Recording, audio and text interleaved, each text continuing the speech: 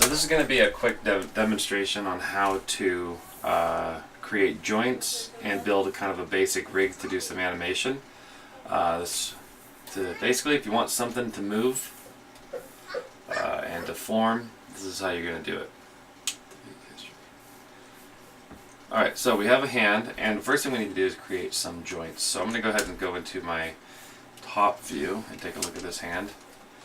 And I'll go to my animation, or my rigging menu set.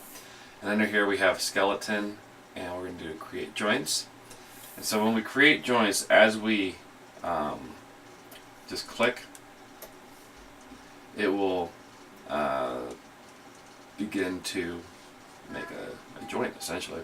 So I'm going to come all the way up here into the two joints there. Let's put one right here in the middle of the four fingers, kind of in between these guys, just like that.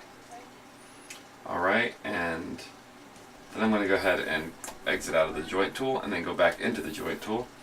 Let's do some for the thumb. So we'll do the base, 2, 3, and then all the way through to the tip.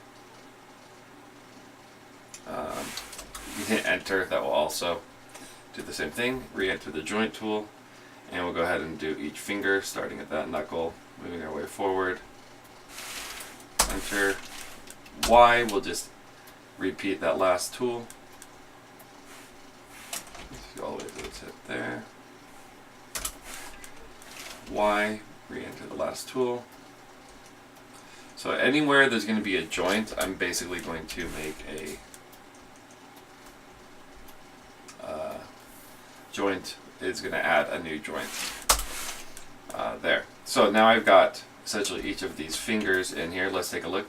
Obviously they're not inside, so let's go to the maybe a side view, and let's move them down one at a time. Let's see. So just move them all down. Now joints are interesting. I don't want to actually move all four like this because they're going to get moved, transform independently. So I'm just going to grab the root of each one of these, meaning the root joint.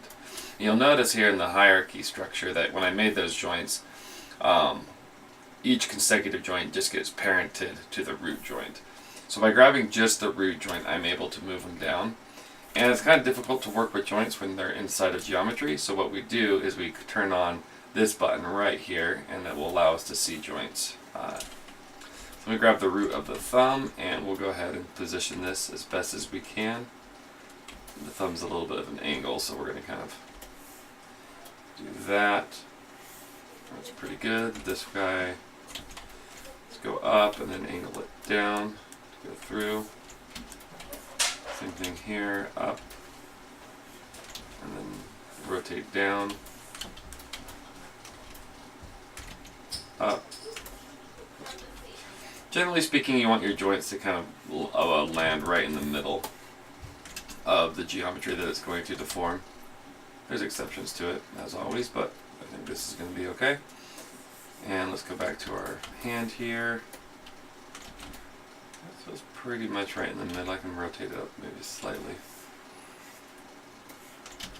Alright, so how do we connect these so that they're all connected? Well, you just grab one, the root of this joint, then you grab the joint you want it to stem out of, kind of like a tree, and you just hit the letter P. And when you do that, it basically parents this joint to that one. And if you look at my hierarchy, you'll notice joint 4 is now a parent. Joint 4 is and joint 3 is there. So joint 4 is now a parent of joint 2. Okay? So we want each of these fingers to become a joint, a parent here. So we'll just kind of hit that and hit P. P, shift P, click, shift, select, and P. And we're going to have some sort of basic hand structure, right? So each one of these will be able to rotate independently. The last thing we want to do is just grab the root, and we're going to say, go to our skeleton, and we're going to say orient joints. Oops, got to do something first. Grab these. Skeleton, orient joints. Here we go. Transform joint 12 has 0 rotations. Why do you have 0 rotations? Joints.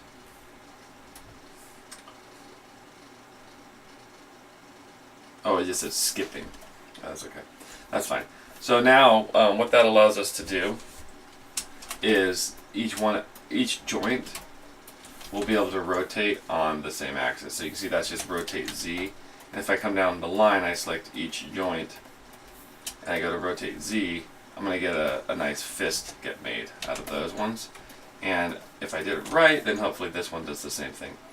Not quite. So this guy here did not get orientated quite the way I want him to.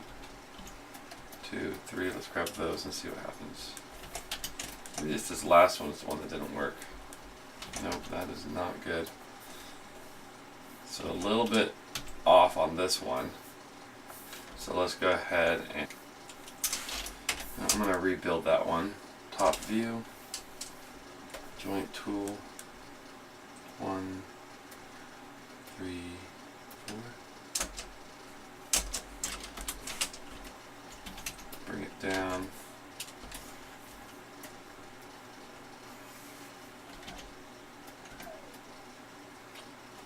Let's go skeleton orient joints. Rotate Z. Should be happening like that. So if I grab this main guy and just kind of orient him this way.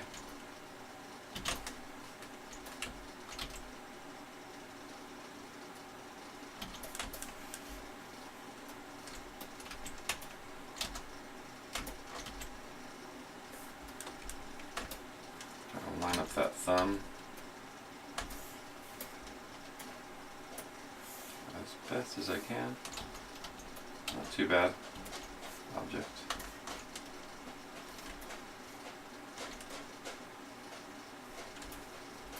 That should give us each one of these rotate Z's a little bit better.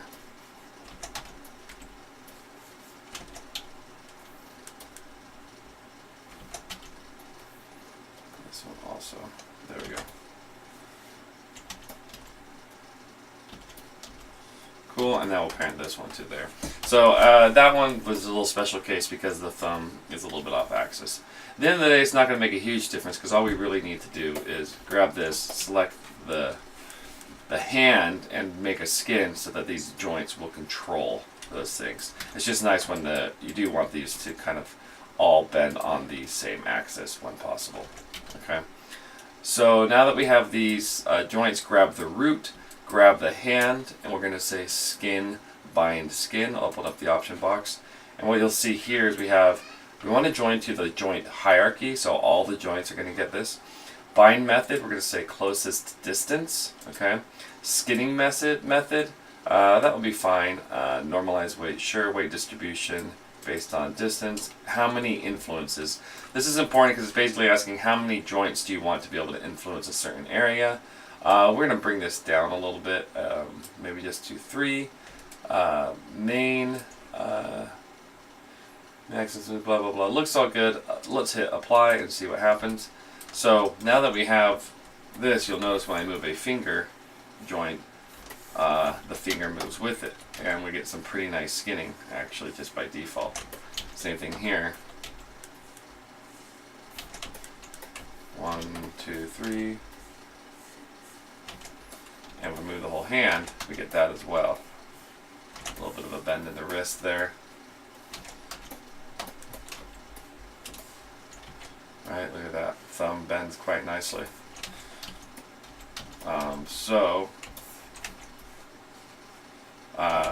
There we go. So that's going to be a good way to do some animation because I can now put animation on any of these joints. So if we just hit a keyframe for Shift E for the rotations, go up to frame 25, and we rotate this down into like a fist, right? We now have a bit of animation. Not the prettiest fist, I'll grant that.